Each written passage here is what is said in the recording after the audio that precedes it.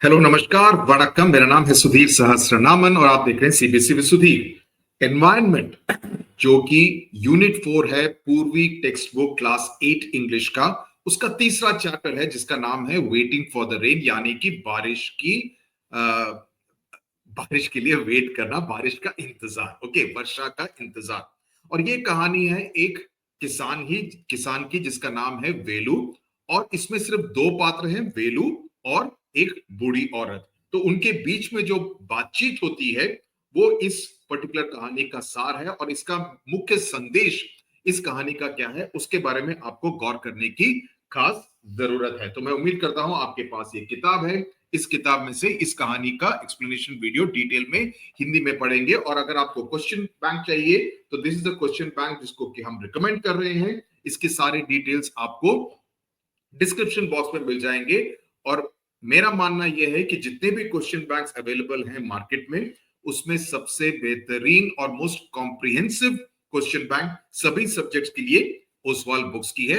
Link पूरे description box में दिए गए हैं। और अगर आप उनके वेबसाइट से खरीदते हैं और मेरा ऑथर कूपन कोड इस्तेमाल करते हैं तो इससे आपको और एडिशनल डिस्काउंट भी मिलेगा। तो अपने पेरेंट्स के लिए थोड़े पैसे बचाइए। ओके, शुरुआत में सब क्वेश्चंस हैं। अगर आपने कभी भी किसी भी ग्रामीण इलाके में दौरा किया है, किसी खेत को देखा है, किसी खेत में जाकर कुछ काम किया है, तो आप इन प्रश्नों का उत्तर भी दे सकते हैं। उसके साथ साथ बारिश के मौसम के बारे में आपकी क्या राय है। इनफैक्ट जैसे मैं अभी रिकॉर्ड कर रहा हूं, बाहर बारिश हो रही है, राइट? तो बारिश के प्रति आपकी क्या ओपिनियन क्या है, आप क्या समझते हैं, आपको क्या अच्छा लगता है, बुरा लगता है, उन सब चीजों के बारे में आप आपस में डिस्कस कर सकते हैं। तो शुरुआत करते हैं इस कहानी से। ओके, तो जहां तक कहानी का सवाल है, जैसे मैंने कहा कि एक वेलू नाम के एक किसान की कहानी है जो कि कामाक्षी बालसुब्रमण्यम ऑथर ने लिखी है, जो कि लंबे समय से, काफी महीनों से सूखे का सामना कर रहा है, यानी कि बारिश नहीं हुई है और उससे वो अपने जो खेत है उस पर काम ठीक से नहीं कर पाता है, फसल नहीं उग सकती है और उसकी वजह से वो अपने परिवार की देखभाल नहीं कर सकता है। तो एक दिन वो शहर जाता है और शहर जाने के समय वापस आते वक्त एक बूढ़ी औरत के साथ उसकी मुलाकात होती है। बूढ़ी औरत और वेलू के बीच में क्या बातचीत होती है वो इस पर्टिकुलर कहानी के बिल्कुल केंद्र में है, राइट? उसके बारे में हम बातचीत करेंगे। तो शुरुआत करते हैं वेलू से। वेलू सुबह उठता है और सबसे पहले उसके मन में ख्याल क्या आता है? ख्याल ये आता है कि उम्मीद करता हूं कि आज तो जरूर बारिश होगी। तो इसका मतलब ये है आई होप, यानी कि वो काफी उम्मीद से भरा हुआ है एटलीस्ट टुडे, कि एटलीस्ट आज तो बारिश होगी, यानी कि काफी समय से बारिश नहीं हुई है। तो वेलू के मन में सिर्फ यही सोच है कि आज अगर बारिश हो जाए तो मेरा भला हो जाएगा। जैसे ही उसने आंखें खोली सुबह, तो उसके मन में यही ख्याल आया। वेलू एक किसान था। उसी समय पर सूरज उग रहा था और बिल्कुल लाल कलर की जो रोशनी होती है सुबह के समय पर सूरज की, उस तरह के ब्राइट रेड क्रिम्सन के रूप में सूरज उग रहा था। और वेलू ने पूरे आसमान की तरफ देखा, उसको पूरे आसमान में एक बादल का कतरा नजर नहीं आया। बादल होंगे, वो भी काले घने बादल होंगे, तभी बारिश होगी, है ना? सही बात है। लेकिन यहां पर तो बादल का नामो निशान नहीं है और इसको देखकर वेलू काफी डिसअपॉइंटेड हुआ, काफी उसको दुख हुआ। It doesn't look encouraging. तो इससे तो मुझे कुछ उम्मीद लगती नहीं है। He mutter to himself and got up. वो अपने मन ही मन में मटर गया, अरे इससे तो मुझे कुछ उम्मीद ही नहीं है ना, एक तरह के गुस्से और एक तरह के बिटरनेस के साथ। रेन और no rain a farmer wakes up early. अगर आपको कुछ मालूम हो ग्रामीण इलाकों के बारे में तो आप ये पाएंगे कि किसान हमेशा भारत के किसी भी प्रदेश में जल्दी उठ जाते हैं। सुबह 4 बजे, 4:30 बजे, 5 बजे। आपको कोई भी किसान भारत में कहीं नहीं मिलेगा जो कि सुबह के 8-9 बजे उठता हो, नहीं मिलेगा। ओके, वेलू मेहनत भी बहुत करता था। उसका जो खेत था उसने उसको कभी भी निराश नहीं किया था और उसके खेत में काफी अच्छी फसल भी उगती थी। हर सीजन में उसको वो कल्टीवेट करता था। एक सीजन में वो जवार उगाता था, दूसरे सीजन में वो दाल उगाता था। यानी कि जवार हुआ, उसको सो किया, उसको हार्वेस्ट किया, जैसे ही खत्म हुआ दाल लगा देता था, फिर उसको हार्वेस्ट करता था, वो खत्म होता था, वापस जवार में। तो कंटिन्यूअस 12 महीने यही सिलसिला चलता रहता था और पूरे साल वो काम करता था।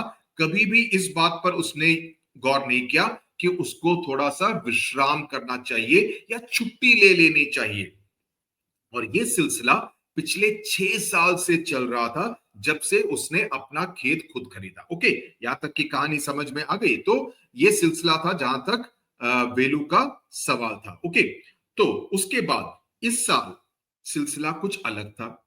इस साल कुछ माहौल अलग था, क्योंकि जब गर्मी के महीने खत्म हुए, नॉर्मली आमतौर पर होता यह है कि जैसे ही गर्मी के महीने खत्म होते हैं, बारिश शुरू हो जाती है। जैसे कि अगर आप दक्षिण भारत में रहते हैं तो तकरीबन मई के एंड तक गर्मी के महीने खत्म हो जाते हैं और जून से बारिश शुरू हो जाती है।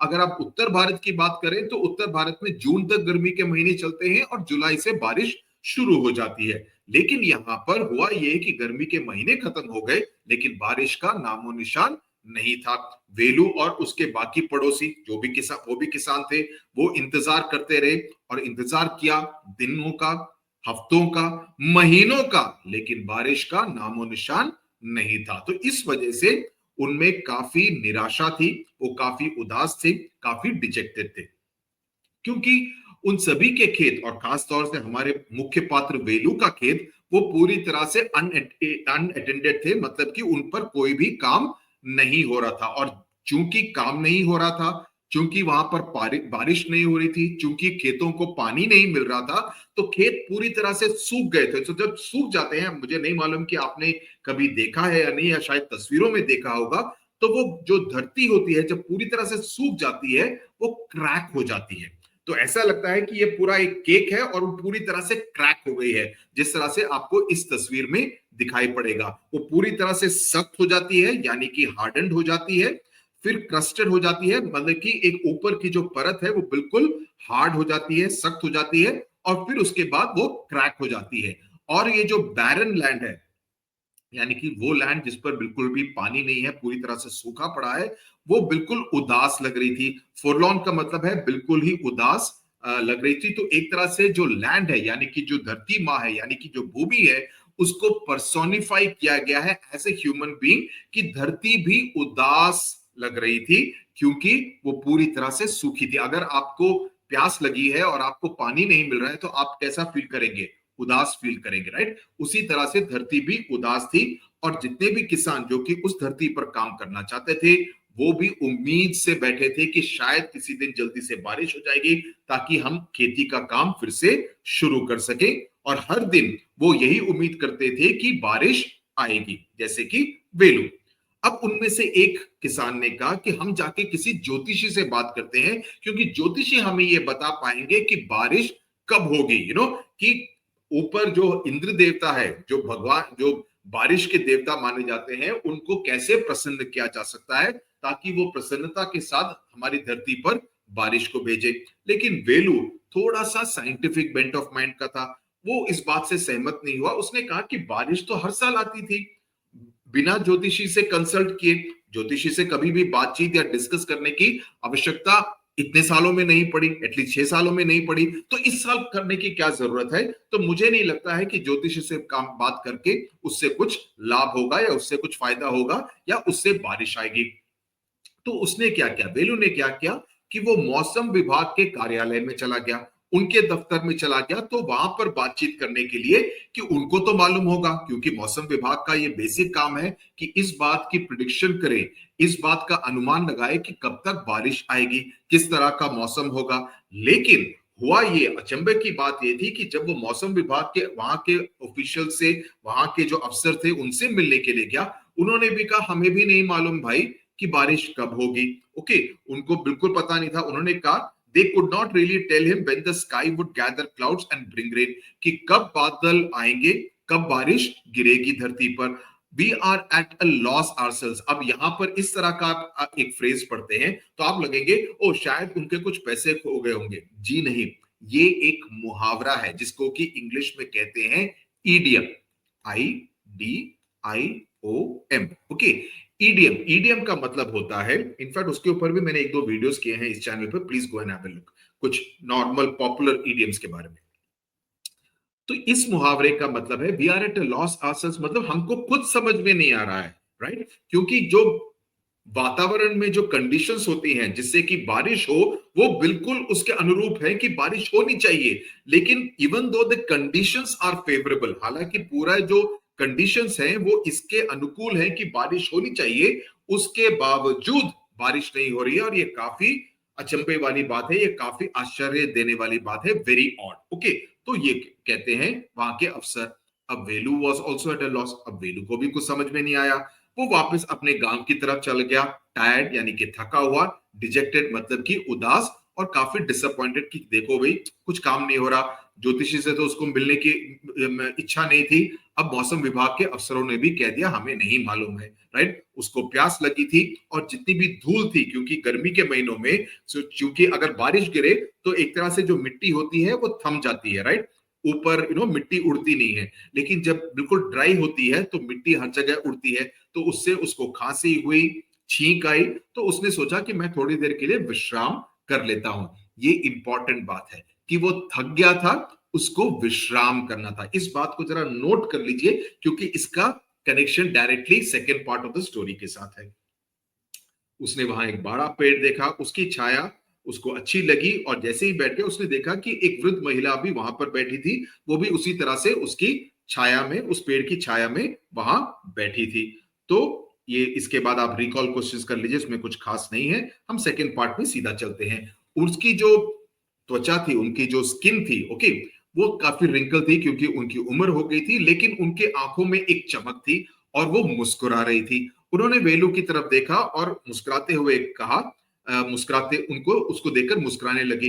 अब वेलू को आया थोड़ा सा गुस्सा, गुस्सा मतलब थोड़ा चिड़चिड़ा गया। ओके, उसने कहा अम्मा तुम मुस्कुरा क्यों रही हो? बिना बारिश के तो देर मुस्कुराने वाली कोई बात ही नहीं है। अब उसका दिमाग पूरा के पूरे बारिश की तरफ ही था, वर्षा की तरफ ही था कि अरे वर्षा नहीं होती तो और भी किसी भी बात पर मुस्कुराने की आवश्यकता नहीं है, ये वेलू का मानना था। तो उसको इस बात से इरिटेशन हुई, चिड़चिड़ापन हुआ कि ये बूढ़ी औरत मुस्कुरा रही है। अब जैसे ही वेलू ने उसको एक तरह से डांटा फटकारा, तो अम्मा ने कहा हाँ हाँ तुम बिल्कुल ठीक कर रहे हो, और उसने मुस्कुराना बंद कर दिया। Okay, the smile leaving her lips, यानी कि उसके लिप्स से उसने मुस्कुराना बंद कर दिया। वेलू एक तरह से बड़बड़ाने लगा, I wonder what I have done to deserve this, कि मैंने ऐसा क्या किया है कि मेरे साथ ऐसा हो रहा है। मैंने अच्छी खासी मेहनत की है और ईमानदारी से मेहनत की है, फिर भी मुझे दंड दिया जा रहा है। Yet I am being punished without the rains, यानी कि बारिश के बिना मैं भूमि को बिल्कुल भी ऊपर नीचे नहीं कर सकता। टिल द लैंड मतलब वो मिट्टी को ऊपर नीचे करने वाले प्रोसेस को टिलिंग द लैंड कहते हैं, राइट। और अगर if I don't till the land, और अगर मैं भूमि के साथ वो काम नहीं करूंगा, उसका मतलब है कि कोई भी फसल उग नहीं सकती, क्योंकि उसके बाद मैं बीज नहीं बो सकता, बिकॉज बीज को आप सीधा सख्त भूमि पर नहीं डालते हैं, उस भूमि को पूरा ऊपर नीचे करते हैं, तकरीबन 3-4 फुट की भूमि को पूरा ऊपर नीचे करते हैं, ताकि वो भूमि उपजाऊ हो और उसमें फसल उगाई जा सके। What will happen to me, मेरे साथ क्या होगा, मैं अपने परिवार को क्या खिलाऊंगा, कैसे खिलाऊंगा। समवट बिटरली, यानी कि उसको एक तरह से चिड़चिड़ापन था, गुस्सा आ रहा था, और बिटरली कहे तो हर्टफुली, यानी कि उसको लग रहा था कि मेरे साथ ही ऐसा क्यों हो रहा है। और ये ऐसा नहीं है कि वो अम्मा को ये सब बातें बता रहा था, वो मन ही मन में अपने आप जोर जोर से बात कर रहा था, जिसकी आवाज अम्मा तक भी पहुंच रही थी। तो वो खुद से गुस्सा था, अपने जो पूरे जो उसके हालात थे उससे काफी गुस्सा था। ओके, लेकिन जो वृद्ध महिला थी उसको लगा कि शायद ये वेलू मुझसे ही ये सब कह रहा है, तो वो कहती है शायद तुमने कुछ ज्यादा ही मेहनत की। ओके, वो एक कमेंट करती है कि शायद तुमने कुछ ज्यादा ही मेहनत की। व्हाट डू यू मीन, क्या कहने का मतलब क्या है तुम्हारा? Can anyone work too hard, कैसा हो सकता है कि कोई ज्यादा ही मेहनत करे? मैंने वही किया जो कोई भी हार्ड वर्किंग फार्मर करेगा, कोई भी किसान जो मेहनत करता है उतनी मेहनत मैंने भी की। उसका मानना है कि मेहनत की, लेकिन ऐसा नहीं है कि बहुत ज्यादा मेहनत की, मैंने जितनी मेहनत करनी चाहिए थी मैंने वो मेहनत की, और मैं मेहनत करता रहूंगा और कभी भी विश्राम नहीं करूंगा तब तक जब तक मेरी उम्र ना हो जाए, जब तक मैं बूढ़ा ना हो जाऊं तब तक मैं मेहनत करता रहूंगा। तो उसका जो वर्क एथिक है वेलू का, ठीक है कि मैं मेहनत करूंगा। ओके, और ये पहला सीजन है 6 साल में, पहले 5 बोलता है फिर बोलता है ना ना ना 6 साल में, जब मैंने अभी तक बीज नहीं बोए और ना ही भूमि को ऊपर नीचे किया है, राइट। तो it is hard not to be able to work, और ये काफी कठिन होता है कि काम करने के लिए ना हो, वो काम करने के लिए तड़प रहा है, और काफी गुस्से के साथ कहता है but my son that is what I am talking about, मैं वही बात कह रही हूं बेटा कि तुम में ताकत है, तुम काम कर सकते हो बिना विश्राम किए, बिना ब्रेक लिए, बिना छुट्टी लिए तुम काम कर सकते हो। लेकिन तुमने कभी भूमि के बारे में सोचा है क्या? ये सबसे इंपॉर्टेंट लाइन है इस पूरे कहानी में। क्या तुमने भूमि के बारे में, जमीन के बारे में सोचा है? क्योंकि जमीन भी तो काम करती है, क्योंकि जब उस पर तुम काम करते हो, उसको प्लाव करते हो, बीज बोते हो, और ऐसा है कि धरती तो पिछले कई हजार साल, सेंचुरी से, ओके, हजारों साल से काम कर रही है। भूमि को, इस पूरी धरती को भी विश्राम की जरूरत है। और इस ये उन्होंने मुस्कुराते हुए कहा कि तुम तो मेहनत कर रहे हो, सही बात, नो प्रॉब्लम, लेकिन कभी तुमने सोचा है कि धरती को भी विश्राम करने की जरूरत है? ओके, तो जैसे मैंने कहा ना, वो रेस्ट वाली बात जो थी ना, क्योंकि उसको गर्मी के समय पर थोड़े से रेस्ट करने की जरूरत थी। उसको इस बात का ख्याल नहीं था कि वो भी तो रात को सोता था, वो भी तो कभी कभी विश्राम करता था। वो अपनी मेहनत के बारे में सोच रहा है, लेकिन धरती तो 24/7 मेहनत करती है। ऐसा नहीं है कि वो रात को सोती है, रात को भी उसके अंदर कुछ ना कुछ काम चलता रहता है। सो धरती कभी भी विश्राम नहीं करती है। लेकिन अब जबकि धरती पर, उसके खेत पर बिल्कुल भी काम नहीं हो रहा है, तब बूढ़ी मां कहती है कि वो एक्चुअली धरती उस समय पर विश्राम कर रही है, उसको विश्राम करने की जरूरत है। भेलू कहता है, विश्राम, लेट द लैंड रेस्ट। मुझे बिल्कुल समझ में नहीं, ये बात मेरे बिल्कुल पल्ले नहीं पड़ी। ओके, और उसको काफी अचंभा होता है, ये क्या बात हुई? धरती, अरे धरती धरती है, उसको क्या विश्राम करने की जरूरत? यस माय सन, यही मुश्किल है, क्योंकि तुम इस बात को समझते नहीं हो कि भूमि या धरती भी बूढ़ी हो चुकी है। लेकिन जो पूरा, जो हमारा ये नेचर है, हमारे आसपास का जो पर्यावरण या वातावरण है, ये हमारे लिए माँ के समान है, तुम्हारे लिए और मेरे लिए। और ना केवल तुम्हारे और मेरे लिए, इसके साथ साथ पेड़ के लिए, पानी के लिए, धरती के लिए, मिट्टी के लिए। She takes care to give her children the rest they need. So ये हमारे आसपास का जो वातावरण है, वो इस बात को इंश्योर करता है, वो इस बात की गारंटी देता है कि सभी को विश्राम मिले। और विश्राम सिर्फ तुम्हारे लिए और मेरे लिए नहीं, जैसा कि अब हम पेड़ के नीचे बैठ के पेड़ की छाया में विश्राम कर रहे हैं, उसके साथ साथ पानी को भी, मिट्टी को भी, पेड़ों को भी, पौधों को भी, सभी को कुछ ना कुछ समय के लिए विश्राम की आवश्यकता है। वेलू को अब बात थोड़ी थोड़ी समझ में आने लगी।